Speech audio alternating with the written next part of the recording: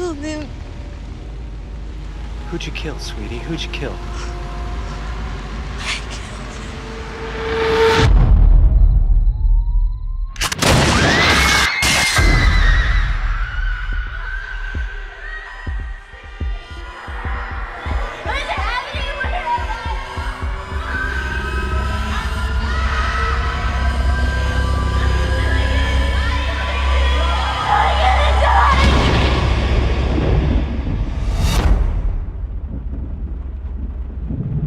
Nurse? Hello? Is anybody here?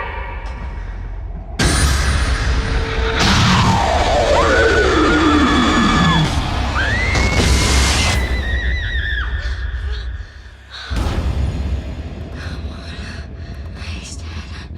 He's dead. You've witnessed the birth of evil.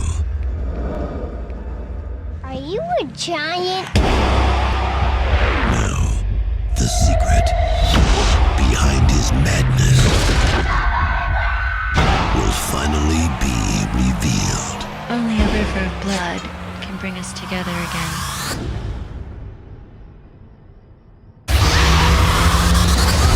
He's out there, please!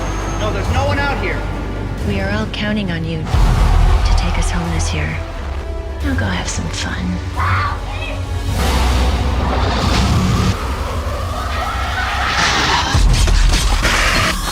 On August 28th, Evil is here. It's walking amongst us. Michael is more evolved. Rob Zombie Not strong enough. completes his extreme vision of a terrifying legend. Kill her, baby.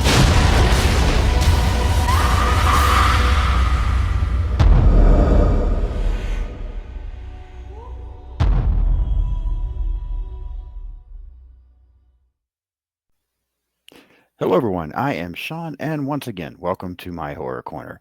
Thank you so much for watching today and joining me on this as we continue going through the Halloween franchise.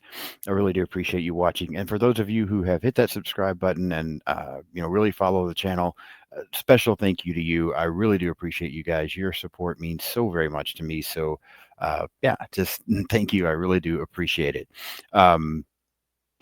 So we're going to get back into it today. We're going to continue on right along with this Halloween franchise. But before I get into today's episode, I kind of want to mention something. So today we're going to be talking about Halloween 2 from 2009, Rob Zombie's Halloween 2. I don't want to give away too much already, so I'm trying to decide how to word this.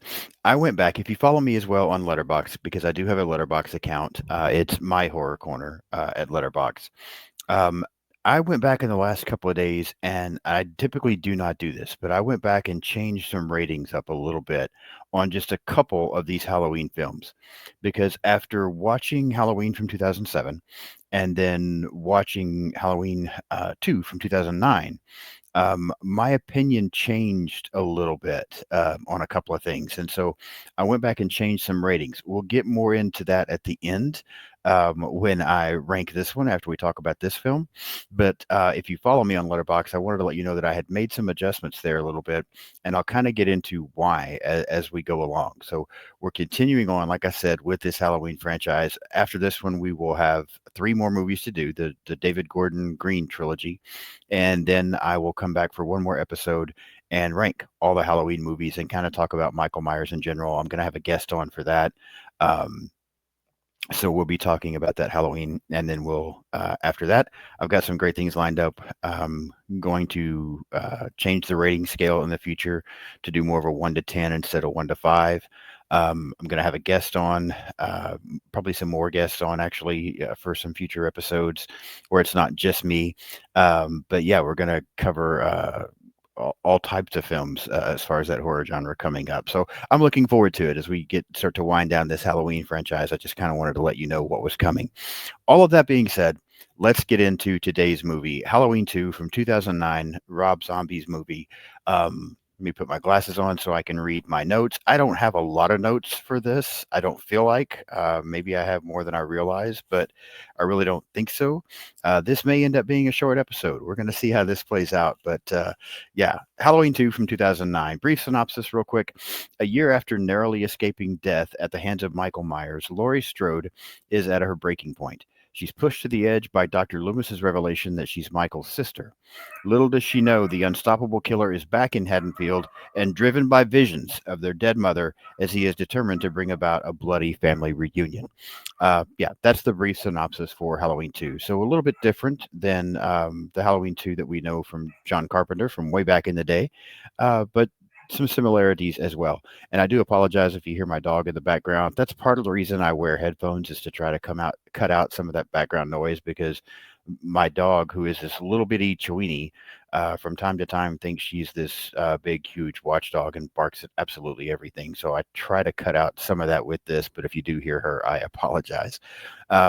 Halloween 2 was released August 28th of 2009, directed by Rob Zombie, written by Rob Zombie, based on characters created, of course, by John Carpenter and Deborah Hill, produced by Malik Akkad, Andy Gould, and Rob Zombie, cinematography done by Brendan Trust, edited by Glenn Garland, music by Tyler Bates, production companies Dimension Films, Trancas International Films, and Spectacle Entertainment Group, distributed by the Weinstein Company, has a runtime of 105 minutes, a budget of $15 million, box office of $39.4 million, critic scores 25%, and an audience score of 44%.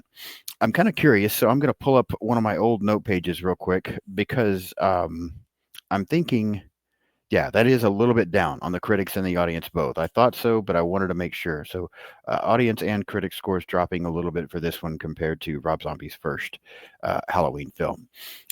Looking at the cast, Tyler Mane returns as Michael Myers, Scout Taylor Compton returning as Laurie Strode, Malcolm McDowell returns as Dr. Samuel Loomis, Sherry Moon Zombie returning as Deborah Myers, Brad Dourif returned as Sheriff Brackett, Danielle Harris returning as Annie Brackett. We also have Bree Grant as Maya. That's the main ones that I'll mention, because that seems to be the overall, the main part of the cast members. So a few things behind the scenes real quick. So Rob Zombie initially did not want to do this film. And I've heard a couple of different versions of this, and I might be wrong because it's been a while since I've listened to Rob Zombie's interview that he did about this. But from some of the things I was reading and preparing for this episode, it looks like that he didn't want to do the film initially, but after about a year became more open to the idea. And he explained that during the sequel, he was no longer bound by a sense of needing to retain any John Carpenter-ness, was the words he used. Now, I remember for the first film that he did, John Carpenter told him to make it his own, but I guess Zombie felt like he still needed to pay a lot of tribute to that, or could make it as similar as possible or something, I guess. And he didn't feel that as much for this. Akkad had told Zombie to ignore any of the previous rules that they gave him for the first film and take the franchise in a different direction, 100% make this thing his.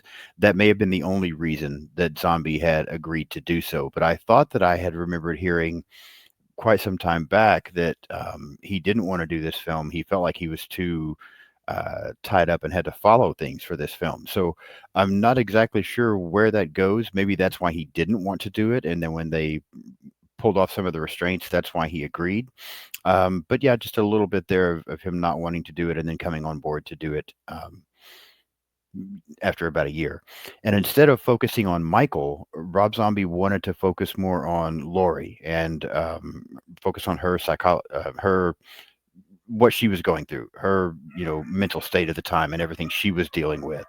The movie was filmed in Atlanta, Georgia. Zombie calls the film ultra gritty, ultra intense, and ultra real.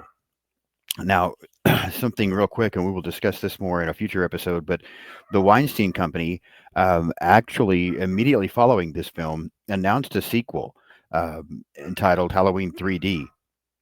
And their plan was to bring Laurie back and change things up from the end of this film, getting spoiler alert here, getting a little bit ahead, but to where instead of Michael killing Loomis, Laurie had been the one to kill Loomis. But Zombie declined to come back for a third film, and eventually the idea was scrapped altogether. That's really all I have as far as anything behind the scenes for this movie. So now we're going to kind of get into walk through it a little bit and talk about my thoughts on this film and how it has changed my perception a little bit of the entire Halloween franchise, or some of the Halloween franchise. And we'll get into that, as like I said, as I go on. The opening for this film, we get kind of a flashback to where Michael's mother, who had killed herself in the 2007 film, is visiting Michael in the mental institution that he was in. And she gives him this white horse statue. I had only seen, before rewatching this a few days ago and preparing for this episode, I had only seen this movie once. There were some things that I remembered. There were some things that stood out to me about this film, but I had forgot about this opening, and really, and this is kind of going to somewhat give away my entire opinion as we go. But I think what this opening does is set us up for the nonsense that is coming. I mean, that's already going to give you a little bit of an idea of how I feel about this movie. But really, that's all this opening is. Now, from there, we then pick up from immediately where the 2007 film left off. Laurie is wandering the streets. She's completely shaken up about everything that's happening. I think it's Sheriff Brackett ends up finding her, if I remember correctly. Like I said, I just watched it a couple of days ago. Laurie, Annie, who survived, and Dr. Loomis are all taken to the hospital. Laurie's really freaking out. Michael is taken in another ambulance, and along the way, this ambulance ends up being in a wreck. Michael escapes. He kills a paramedic. And then we kind of get a scene that pays a little bit of tribute, I think, to the original Halloween 2, because we get the hospital chase scene where, Laurie's freaking out. Michael comes into the hospital. He kills some nurses. He's chasing her, but then she wakes up. So, and it turns out that it's just a dream. So, this is not a bad section of this film, in my opinion.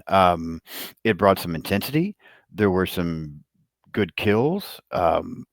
I like the way this scene went, this whole hospital scene, to the point that, I was like, okay, we might be going somewhere here. Because again, I had only seen this movie once, and I had forgot some things here and there. And so I even didn't completely remember this. Most of what I remembered about this film, as I got ready to watch it again recently, was the dream sequences and the visions of the mother and the white horse and the visions of Michael when he was a kid. That's a lot of what I remembered.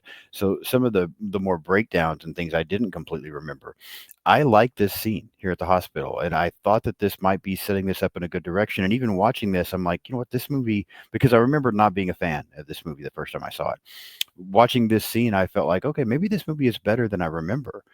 So I was on board, to the point that I almost hated it when she wakes up and it's only a dream. I was like, oh, I really wish we would have gone somewhere with that. I like the way we were just jumping right in, and we got some, some good, again, we got some good kills. We got some tension. Like, I liked where it was going, because for me, the film begins to go downhill from there.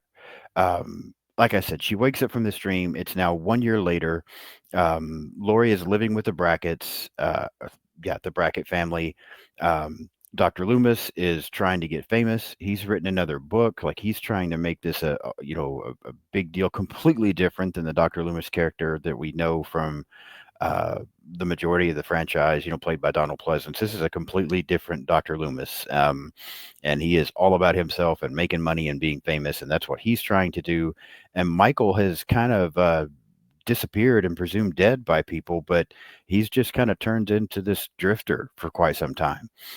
My take on this part of the film is that I don't really like any of it, because I don't like the Dr. Loomis character. And, while that's okay to change things up, I mean, I get it. They were trying to go in a different direction. It's just so different from Donald Pleasence as Dr. Loomis to me that it doesn't work. I guess I applaud the effort and again, trying to do something different, but it just doesn't work. And you go from, in the first 6 films of this franchise, really, Dr. Loomis being one of your favorite characters and loving Donald Pleasant's performance to this Dr. Loomis, and I just can't stand him. And so it changes the whole overall thing of the movie, I guess, for me anyway. I also discovered that one of the things that I did like about the first Rob Zombie film from 2007 is I'm a huge fan of Danielle Harris. I absolutely love Danielle Harris. She is on I've talked to in the past about somehow I have still never been to a horror convention, and I am really hoping to change that this year. I am hoping to go to one. There's one in here in Oklahoma where I live in a couple of months, and I am really hoping to be able to go to this and even start branching out and going to other ones. One of the people that I would absolute top of my list love to meet would be Danielle Harris. I'm just such a huge fan of hers, and I liked her portrayal of Annie in the first film. I've also come to like Scout Taylor Compton. I've seen a few other movies that she's in, and I've listened to the podcast that Scout and Danielle have had together, and I've become a fan of hers as well.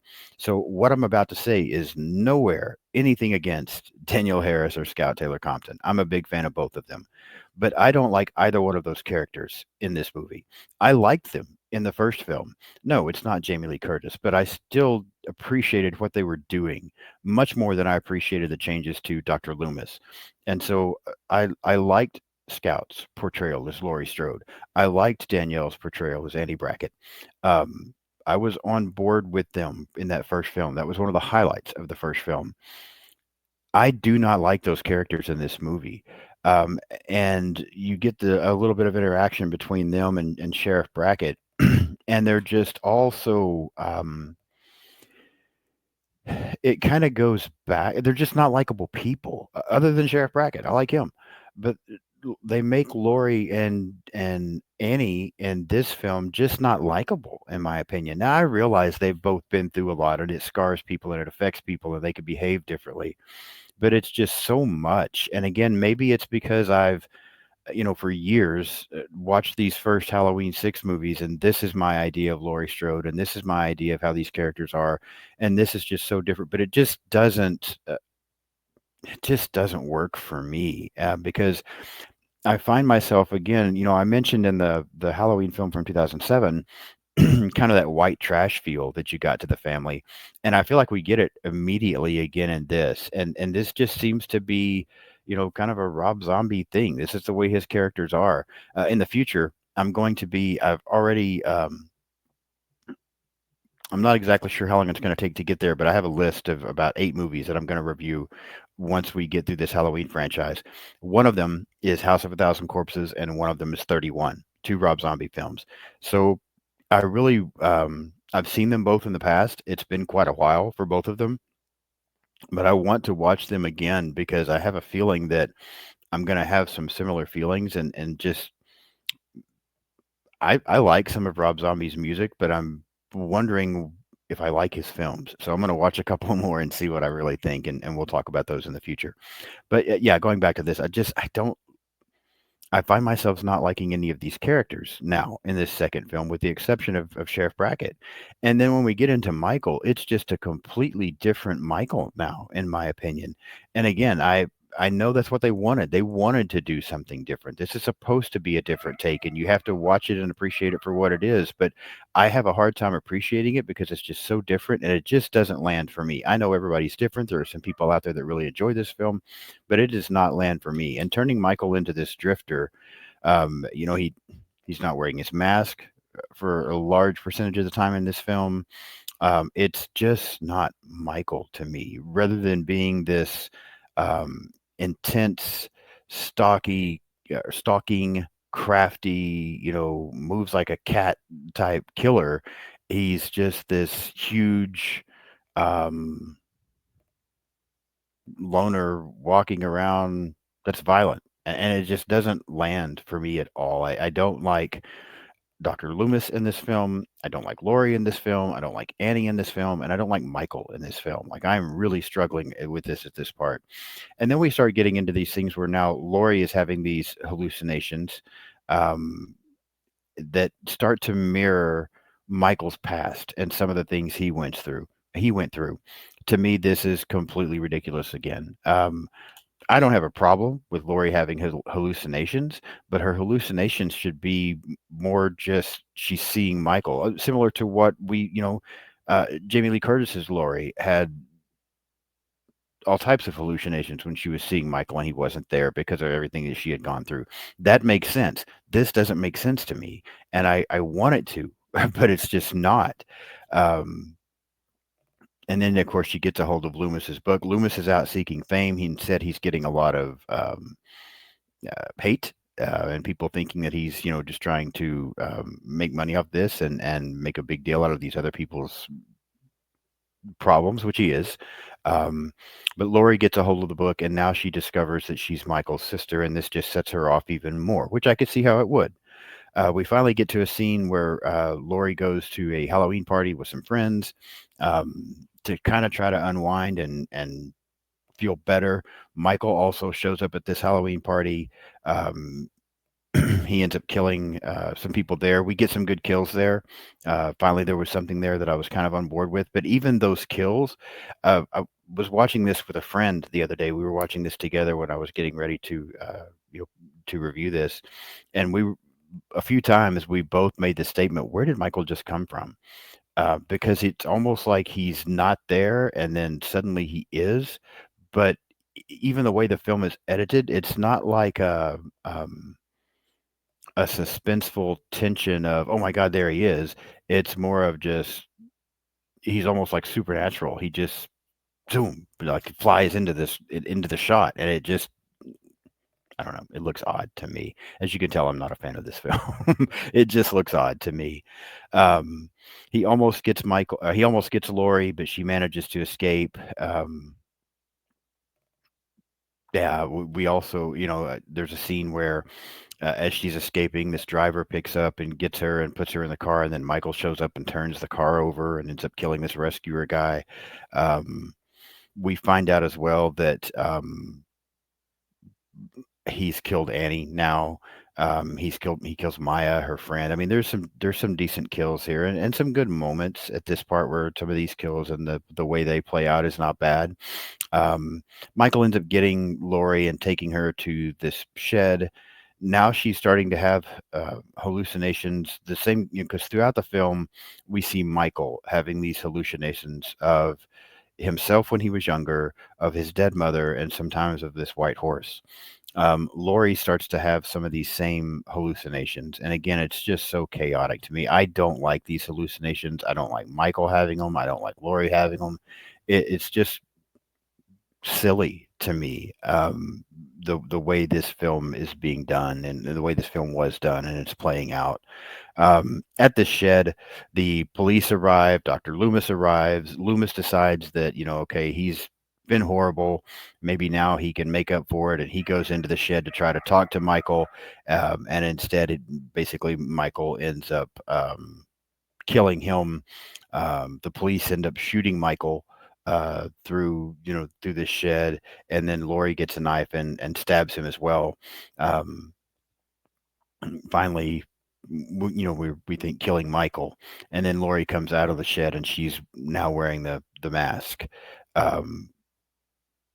before she does take it off, and everybody's just kind of looking at her. This could have been a decent scene. I really think that this ending or this part going on in this shed could have been good. Loomis coming in to try to make up for the asshole that he had become, Michael killing Loomis, the police shooting Michael, and then Laurie just completely losing it and stabbing Michael, but then now she's all messed up, so she comes out in the mask.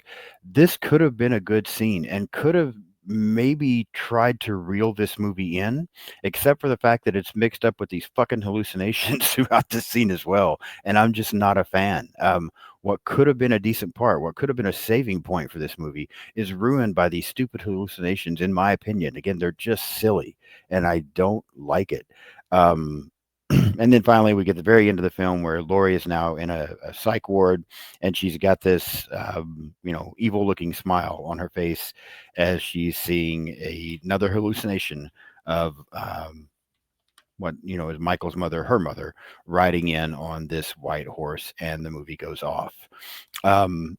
That's Halloween 2 from 2009. And as you can tell from everything I just said, I am not a fan. I do not like this movie at all. I don't like the characters. I don't like the hallucinations. I don't like what they've done with Michael. There's almost nothing that I like about this film. There are a few good kills here and there, and there was potential for some good things that were ruined.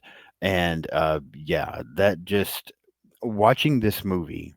Now to get back into what I was saying about changing some ratings a little bit, watching this movie really made me feel like I was too harsh on Halloween: The Curse of Michael Myers and maybe even Halloween Resurrection because I didn't give those great ratings.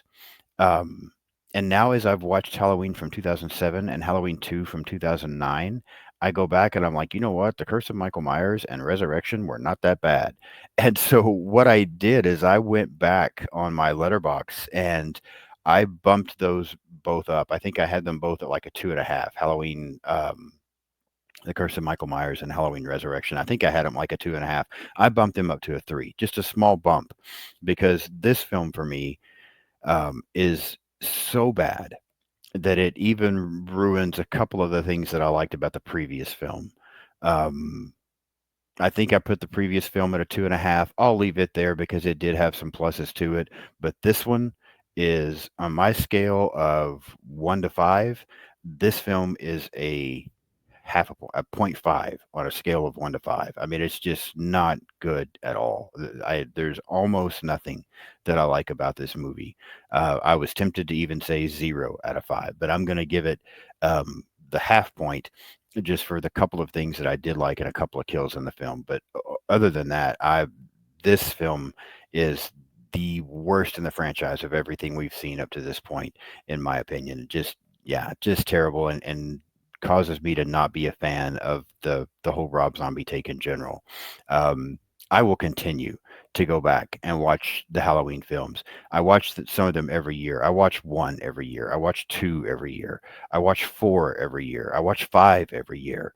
I watch H2O every year. I typically skip over 3. Sometimes I skip over Curse and Resurrection. Sometimes I don't. I don't know that I will ever watch Rob Zombie's Halloween movies again, and primarily just because of, even though that first one was okay, this one is so bad that it just ruins everything for me where Rob Zombie's take on these films is concerned. So that's my take on Rob Zombie's Halloween 2 from 2009. I want to know now what you think. You can let me know how wrong I am, or you can let me know if you agree with me. Just let me know something. Leave me some comments. I really do appreciate the interaction. I'm hoping to get more interaction. I want to know what you think. I love being part of the horror community, and I want to know your opinion on these movies.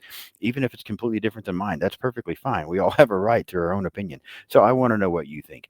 Hit the like button today and leave me some comments and let me know what you think about Halloween 2 from 2009.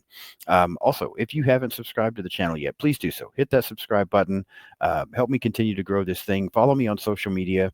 I am on Blue Sky. I'm on Instagram. I am on X. I am on TikTok. Again, I have a Letterboxd account. You can find me just searching Sean's Horror Corner on just about everything except for X and except for Letterboxd, and both of those just are my horror corner because Sean's Horror Corner is too many characters. So yeah, follow me on social media. Every time I have a video come out, I try to post links to it. Share those links, help me get this out there and promote this channel. And yeah, just interact with me. Again, I try to follow back as much as possible on social media. I try to respond to comments that people leave me here on the YouTube videos. So interact with me, subscribe, follow, and continue with me along this journey. I'll be back in a few days, and we will talk about Halloween from 2018 and start to get ready to close out this Halloween franchise review. We've got Halloween from 2018, Halloween Kills, and Halloween Ends, all still to go. So we're going to review this new trilogy. And then, like I said, I'll have one more episode where I rank all the films and talk about Michael Myers in general. I'm going to have a guest on for that.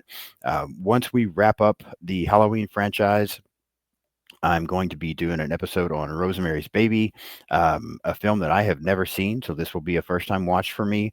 I'm going to have a guest on to talk about that one. Got a couple of other Rob Zombie movies in the future.